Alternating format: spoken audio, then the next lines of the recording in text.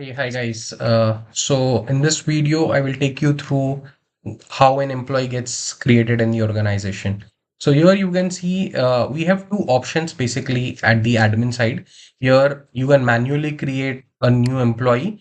You can add information about the employee. All these options are available like first name, last name, employee code. Again, employee code, we also have an option to auto generate employee code basis a logic which you have set in EasyHR. You can set up date of joining, probation information, grade, role, gender, details, marital status.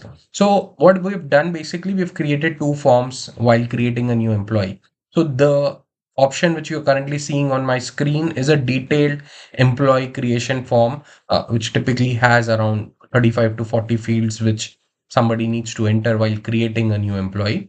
Additionally, what another option what we've created is an option called as Quick New. So in Quick New, basically the HR will just create an employee with very basic information like his name, details, first name, last name, branch, employee code, email ID, and the phone number. And we create a new employee. So now what the system will do is it will trigger an email to the employee on the email ID, work email ID, which has been created, and the system will ask the user to log in into EasyHR and then update his profile. So the user himself will update all the other information. Of course, whatever which options which you have given it from the backend, the user can edit those data.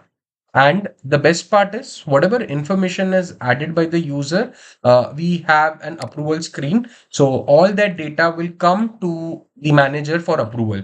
So it is not like whatever information, if I add it as a user, gets automatically added to the database. We have kept an approval cycle also. So that is another option which we also have. And the third option which we have, which I was talking in my previous video, is about the bulk Excel upload option. So here we have an entire Excel upload where you can just update all the information in an Excel sheet and directly import it into EasyHR application.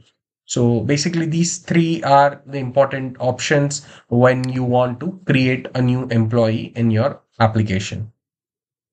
Then this is the settings panel, which I wanted to show you guys. So this is how you define your organization in EasyHR. So here we have all our master tables, master information about your organization. So EasyHR also supports multiple organizations. So for example, you are a group of companies and you have multiple legal entities under your name. So you can create all these multiple group companies. You can have a master for designation, department, division, region.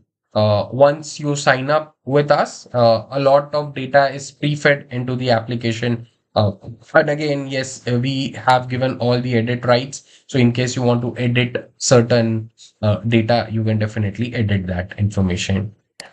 Secondly, this is how my employee module looks like, the backend of my employee module, how you can generate an employee code, what is the length, what is the logic of the employee ID generation. So all these options are available.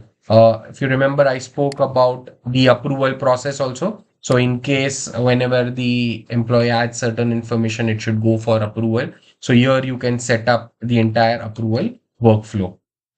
Even in case what we've seen in a lot of organization, if there is some new joining in the company, again that needs to go for approval to the HR manager or the HR business partner in your company. So you can set up the workflow over here also.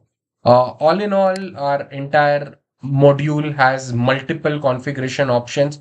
We have approx 1,000 plus configuration option which we have built into EasyHR.